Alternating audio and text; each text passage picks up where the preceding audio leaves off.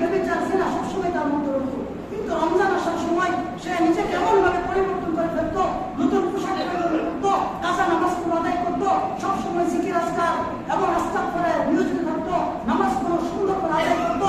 তখন তাকে জিজ্ঞাসা করা হলো যে তুমি কেন এই রমজান মাসে ইবাদত করো, বাকি সময় ইবাদত করো না? তখন তিনি উত্তর দিলেন, আল্লাহ তাআলা বলেছেন রমজান মাস তার বিনিময়, এজন্য আমি রমজানকে আমার মাস হিসাবে আমল করার জন্য বেছে নিয়েছি। সে মারা যাওয়ার পর এক ব্যক্তি স্বপ্ন দেখলো সে জান্নাতের বাগানে ঘোরাফেরা করতেছে। আরে মুসলমান তো বাদ দেন, এক ইহুদি নাসারা বাজারে গিয়েছে, রমজানের দিন তার ছেলে আহার করতেছে, তখন সে তার ছেলেকে শাসন করলো। এই শাসন করার পর এক বাদশা স্বপ্ন দেখলো সে ইহুদি নাসারা জান্নাতে যাবে। তাকে জিজ্ঞাসা করা হলো, তুমি ইহুদি ছিলা, তুমি কি করে জান্নাতে আসলা?